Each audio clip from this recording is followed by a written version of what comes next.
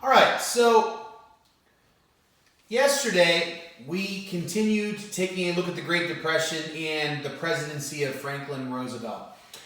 And so the last thing that we want to do here this chapter is we want to take a look at the New Deal programs.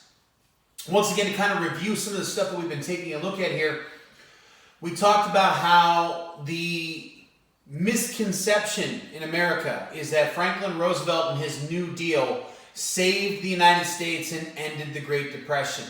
That's not true. The New Deal did not end the Great Depression. And the evidence that we look at is that every time that it looked like the economy was getting better, ultimately it usually relapsed back into depressions.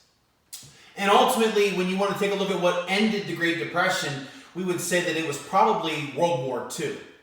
But what we can give Franklin Roosevelt credit for is the fact that he kept the United States together at a time when this country very easily could have collapsed. And so what we want to take a look at here is what exactly did Franklin Roosevelt do that kept the United States going, which kept the American people having hope during the Great Depression.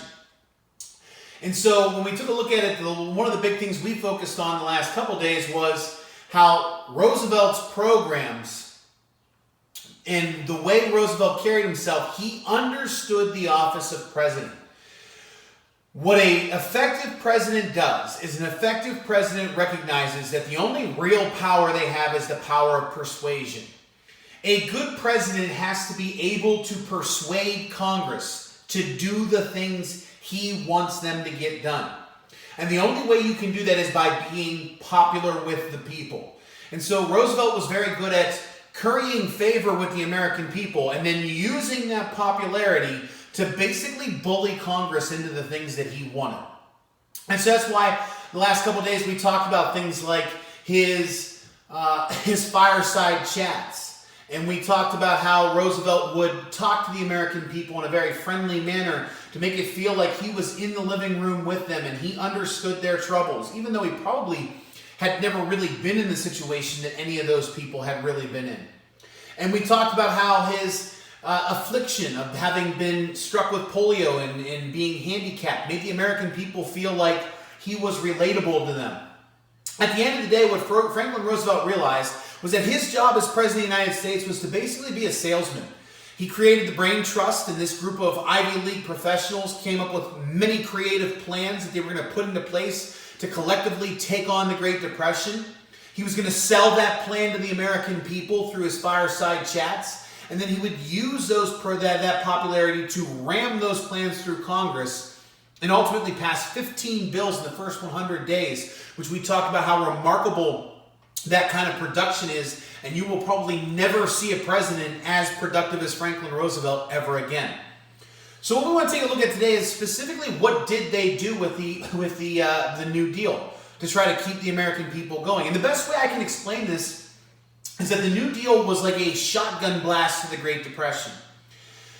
Most of the New Deal programs that the Brain Trust created didn't solve just one problem. They were designed to solve 2 or 3 or 4 different problems. And these were all programs that were in multiple different facets over a variety of different topics, all designed at keeping the American people working, keeping them distracted so that they felt like they were getting somewhere and that they were going to make it through this, and to slowly reinvigorate the economy until something would happen that could end this crisis as a whole. And so that's why when you take a look at this quote that I started off with here, Roosevelt talking about the fact is that what the American people want is something creative, and they want you to do something.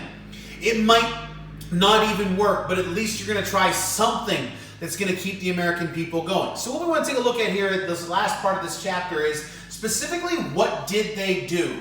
And how do these New Deal programs, were they much more creative than people had ever seen before? So the first thing we have to do is we have to get banks back. Last chapter we talked about how Americans blamed banks for their problems. Bank robbers like John Dillinger, Babyface Nelson, Bonnie and Clyde and all of them became famous because the American people wanted revenge. They were almost seen as Robin Hood type characters who were robbing from the banks that had created this mess and robbed from the American people in the first place. But the fact of the matter is that this country is going to continue. Money is the lifeblood of the United States. People need money to buy things, and you need people spending money so that they can go out there and they can keep the economy flowing. And in order to do so, you need banks. And so Franklin Roosevelt had to address initially exactly what had caused the Great Depression and get rid of some of those causes. So for example, they passed a very important piece of legislation that to this day keeps the American banking system going, the Glass-Steagall Act. The Glass-Steagall Act prohibited banks from investing uninsured money and created the FDIC. So let's take a look at these two things. First of all, if you remember last chapter when we talked about what happened that made the stock market crash a national problem, it was because banks had lent money to people knowing that those people were going to invest that money. That is a risky venture by the banks. Banks are not supposed to lend your money to somebody else in an irresponsible way. When you put your money in the bank, you should put that money in the bank knowing that when the bank gives loans to people, they're going to give responsible loans and they're not going to lose your money. So because of the Glass-Steagall Act, they established that moving forward, if banks were going to lend people money, there were certain practices banks had to follow. And if somebody who went to borrow money from a bank couldn't meet those criteria, well, then the bank simply wasn't going to lend to those people anymore. That's what we mean by saying banks were not allowed to lend people's money without insurance. If the bank is going to lend your money, that has to be in a secured, insured loan. That way, if the loan falls through, you don't lose your life savings. And what the bank did to try to ensure that Americans would start going back is they created the FDIC. To this day, when you walk into the banks, I don't know how many of you have noticed this, but when you walk into the bank or you pull through the drive-thru, anytime you walk into the bank and you go to reach for the handle, there's a little sticker on the corner of the door that says FDIC insured. Or when you pull through the drive-thru of a bank, you'll see a little sticker in the drive-thru window that says FDIC insured. What that means is that when you put your money in that bank, even if that bank does something irresponsible and that bank loses your life savings, the government, the Federal Depositors Insurance Corporation, which is a group that is headed by the government will insure your life savings up to $150,000. That means that when you put your money in the bank, even if the bank does terrible things and loses all of your life savings, the government will give you back your life savings up to $150,000. This is why whenever our stock market crashed back in 2008, and recently when our stock market has crashed in the last couple of months, you have not seen Americans panic and have this run on banks that they had in the 1930s because the government insures our savings. If your bank goes under because of the stock market crash, well, that's bad for the bank, but it's not bad for you anymore. Your money is safe and the government will reimburse you if they do lose it. Remember, when the stock market crashed, what turned the crash into a depression was not the crash itself, but how the American people reacted. This is the first thing Franklin Roosevelt had to do to get Americans back into the markets. The other thing that we see that they did, they created what we call the SEC. Not the football conference down with Louisiana, with LSU and Alabama and Auburn. We're talking about the Securities Exchange Commission. They developed this agency specifically with the job of regulating the stock markets. Remember, we talked about this last chapter on how the stock market crashes. We talked about the huge bubble that was created because banks were lending money uninsured, and then people were investing that money in companies that weren't trading truthfully. The SEC's job is to regulate the markets, to make sure that prices don't get too far out of hand and that a bubble doesn't so easily occur. Many individual investors in the 1920s could personally just change stock prices and influence it willy-nilly on their own whim. The SEC regulates the stock markets for the government to make sure that a bubble like that can't easily occur again. And so what FDR had to do was, the first thing, get Americans putting their money back into the banks so that banks can start giving loans, so people can start spending money, so that the economy can start going and jobs can start returning.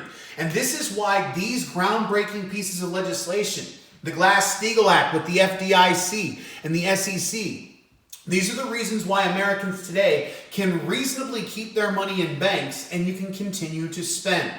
Now, the fact of the matter is that one way or another, you have to find ways to get money into the economy. Money is the lifeblood of America. And it doesn't matter whether you're a Democrat or a Republican, both sides of the party recognize that when something like what we're experiencing today, where you see these stock markets crashing, where jobs are being lost because companies are being forced to sit out for months at a time with their quarantine today, you're seeing people concerned that they're going to lose their jobs. When people get concerned to that degree, the problem becomes they don't spend money. Americans start to do the responsible thing. They start to conserve. They try to make sure that they can pay their bills. These are all things that as an individual you should be doing. But the problem is if the United States economy as a whole is going to survive and continue to move forward, you need people spending money. Okay? And so money is the lifeblood of the economy. You need Americans spending money so that as they spend that money, it gets the economy going. Just like a heart pumps blood through your body, banks pump money into the American people spend it. As they spend that money, it keeps the economy going. Now, at a time where you're in a situation like we are right now, or like they were in during the Great Depression, money wasn't being spent. And so at that point, the government has to get involved. We call that process pump priming. Pump priming is when the government injects money into the economy or injects ways for people to spend money to get the economy going again. This is the philosophy behind Donald Trump's stimulus checks that we've seen in the last couple of weeks. The reason the government is sending people $1,200 checks is to stimulate the economy so that people can reasonably continue to spend money. The more the government injects that money into the economy, the more people can feel confident to spend. When you see Americans panic and stop spending money, that is bad for the economy. So anytime you see the government injecting that money in, we call that pump priming. Now, there are a number of different ways you can pump prime. We've seen Donald Trump directly advocate giving money to the American people. We also did these stimulus checks under George W. Bush back in 2008. Whenever our stock market crashed back then, they sent us stimulus checks exactly like these ones that Donald Trump is sending.